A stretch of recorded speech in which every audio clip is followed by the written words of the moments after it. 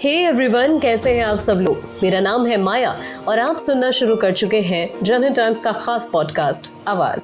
और आवाज में आज सबसे पहले बात करेंगे कल गिराए गए ट्विन टावर्स के बारे में। नोएडा के सेक्टर 93A में स्थित सुपरटेक ट्विन टावर जमींदोज हो गए हैं। कल दोपहर ठीक 2:30 बजे एक तेज धमाका हुआ और उसके साथ ये 32 मंजिला पूरी की पूरी इमारत मिट्टी में मिल गई। इस गगनचुंबी इमारत को ढहने में महज 8 सेकंड का वक्त लगा।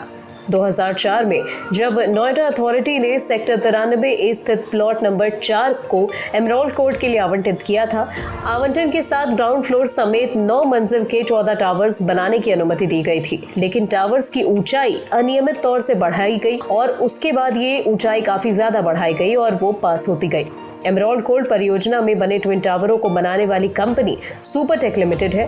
ये गैर सरकारी कंपनी है और नेशनल कंपनी लॉ ट्राइब्यूनल ने इसी साल कंपनी को दिवालिया घोषित कर दिया। कंपनी पर अभी करीब 400 करोड़ रुपए का कर्ज बकाया है। 12 एकड़ में 900 परिवार रह रहे हैं। इतने ही परिवार 1.6 एकड़ में बसाने की इनकी तैयारी थी। इसी बात से आप अंदाजा लगा सकते हैं कि ये कितना बड़ा स्कैम था। अब ये सवाल उठता है कि वो कौन से लोग थे जिन्होंने ये लड़ाई लड़ी थी। फ्लैट बायर्स ने 2009 में एक RW बनाया और इसी RW ने सुपरटेक के खिलाफ कानूनी लड़ाई की शुरुआत की। ट्विन टावर्स के अवैध निर्माण को लेकर के RW ने पहले नोएडा अथॉरिटी से गुहार लगाई।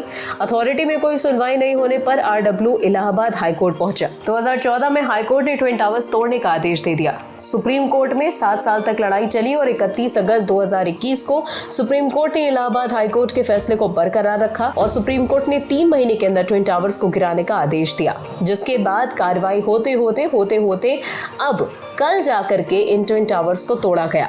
आपको बता दें कि जब इनको तोड़ा गया तो आसपास काफी ज्यादा मलबा गिरा था। कहा जा रहा है कि लगभग ये जो मलबा है ये 3 मंजिला इमारत जितना बड़ा ये मलबा जो है वो वहां पर गिरा है। हालांकि जो भी पूरा ये काम था ये बहुत अच्छी तरीके से हुआ है। तो अब मलबा हटाने का काम लगभग उसमें 3 से 4 महीना लग जाएगा और जल्द से जल्द ये काम होगा। तो फिलहाल ये लड़ाई जीत ली गई है और ये भी कहा जा रहा है कि इस चीज से जितने भी इस तरीके के बिल्डर्स थे वो काफी ज्यादा सतर्क हो जाएंगे कि अब इस तरीके का काम नहीं चलेगा। और नोएडा के ट्विन टावर्स के बाद बात करते हैं इंडिया और पाकिस्तान के मैच की, जिसको इंडिया ने जीत लिया है। आपको बता दें कि हार्दिक इस मैच के हीरो रहे थे और साथ ही भारतीय गेंदबाजों ने सही मौके पर छोटी गेंद की और शुरुआती 5 विकेट छोटी गेंद पर ले लिए थे। लेकिन जब जो भारत के प्लेयर्स थे वो मैदान पर लौटे थे तो कुछ उछल कूद वहां पर देखने को मिली थी।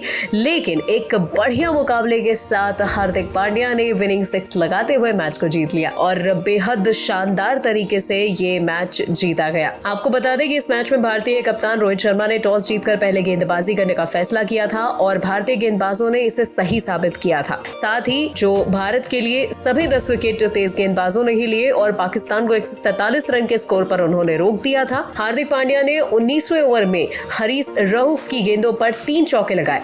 यहीं से दबाव भारतीय टीम से हट गया और बाकी के रन आसानी से बन गए। भारत को आखिरी 12 गेंदों में जीत के लिए 21 रन की जरूरत थी, लेकिन 19वें ओवर में हार्दिक ने 14 रन बटोर लिए और मैच भारत के पक्ष में कर दिया और इसी के साथ हमने अपनी हार का बदला ले लिया। अब बात करते हैं KRK की। दरअसल एक इंटरव्यू के दौरान विराट कोहली ने खुद में डिप्रेशन में होने का जिक्र किया था और उस पर KRK ने एक ट्वीट किया। उन्होंने अपने ट्वीट में लिखा, विराट कोहली इंडिया के पहले ऐसे क्रिकेटर हैं जिन्हें डिप्रेशन की समस्या है। ये रिजल्ट है एक हीरोइन से शादी करने का। अनुष्का को अब इस बात को दिमाग में बैठा लेना चाहिए कि विराट डिप्रेशन की प्रॉब्लम में है। हालांकि KRK के इस ट्वीट की खूब आलोचना हुई और उसके बाद उन्होंने इस ट्वीट को डिलीट कर दिया। कैसी मानसिकता है ना लोगों की, कितनी आसानी से एक महिला पर ये इल्जाम लगा दिया जाता है कि वो अपने पति का दिमाग खराब कर सकती है या उसको डिप्रेशन में ला सकती है। खैर, मानसिकता है, इसका कुछ नहीं हो सकता। इस पर तो बहस करना भी बेकार है। बढ़ते हैं आगे, बात करते हैं कांग्रेस की। कांग्रेस ने कुछ ही दिन पहले नए अध्यक्ष के चुनाव की प्रक्रिया को टाल दिया था। कांग्रेस ने पिछले साल अक्टूबर में घोषणा की थी कि पार्टी के नए अध्यक्ष का चुनाव 2022 में 21 अगस्त से 20 सितंबर के बीच होगा। फिलहाल आपको बता दें कि नई तारीखें सामने आ गई हैं। कांग्रेस अध्यक्ष पद का चुनाव 17 अक्टूबर को होगा, 19 अक्टूबर को मतगणना होगी और जानकारी के मुताबिक चुनाव के लिए 22 सितंबर को अधिसूचना यानी कि नोटिफिकेशन जारी की जाएगी। कांग्रेस अध्यक्ष चुनाव के लिए नामांकन दाखिल करने की जो प्रक्रिया है वो 24 सितंबर से शुरू होगी और इसकी अंतिम तिथि 30 सितंबर तय की गई है। कहा जा सकता है कि कांग्रेस को एक ऐसे अध्यक्ष की जरूरत है जो पार्टी की नैया को पार लगा सके, न सिर्फ चुनाव में बल्कि लोगों के बीच जो कांग्रेस की एक छवि बन चुकी है इसको भी ठीक करने की जिम्मेदारी और दारोमदार इस नए कांग्रेस अध्यक्ष पर होगा। सबकी निगाहें इन पर टिकी होंगी। चलिए बढ़ते हैं आगे। अब आपको देते हैं एक अच्छी सी खबर।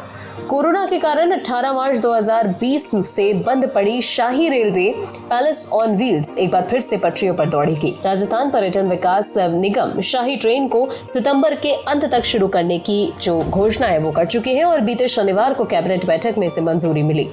ट्रेन की पहली ट्रिप के लिए आरटीडीसी के जरिए 200 से ज्यादा लोग ने बुकिंग कराई है और आपको बता दें कि इस ट्रेन की सभी सीटें फुल हो गई हैं और अगली जो ट्रेन है, अगली जो ट्रिप है उसके लिए ऑनलाइन बुकिंग की जा रही है। अब आप सोच रहे होंगे कि इस ट्रेन का टिकट कितना है, तो आपको बता दें कि इस ट्रेन का टिकट थोड़ा सा ज्यादा है। 55,000 रुपए पर पर्सन इस ट्रेन का टिकट है, क्योंकि ये ट्रेन आपको ट्रेन में ही बैठे बैठे 5 स्टार होटल का सुख देती है। इस ट्रेन में ये एक लग्जरियस ट्रेन है। इस ट्रेन में आपको स्पा और इसके अलावा तमाम ऐसी सुविधाएं मिलती हैं। इसके अलावा पूरा जो एक होटल होता है उसका पूरा माहौल यहाँ पर आपको मिलता है, आराम से यहाँ रह सकते हैं। इसके अलावा आपको लंच, डिनर, ब्रेकफास्ट यहीं पर मिलता है और घूमने की भी सारी सुविधा मिलती है, यानी कि पूरा राजस्थान आपको इस ट्रेन पर घुमाया जाता है। तो उस हिसाब से 55,000 रुपए शायद थोड़ा ज्यादा नहीं है। अब बात करते हैं राजू श्रीवास्तव की। तो राजू श्रीवास्तव की हालत में पहले से सुधार देखने को मिला है। हालांकि अभी भी वो वेंटिलेटर पर हैं। दुआओं का दौर जारी है। परिवार और फैंस जल्द ही उनके ठीक होने की कामना कर रहे हैं। लेकिन इसी बीच राजू की अच्छी सलामती की प्रार्थना करते हुए किसी ने गाना गा दिया है।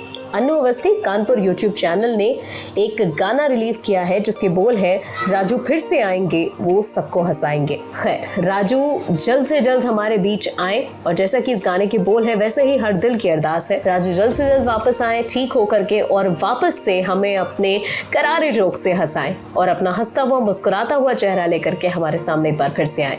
इसी बात की कामना करते हुए आज के लिए फिलहाल इस बुलेटिन में इतना ही। मिलेंगे आपसे अगले बुलेटिन में, तब तक के लिए आप सुनते रहिए जनहित की आवाज।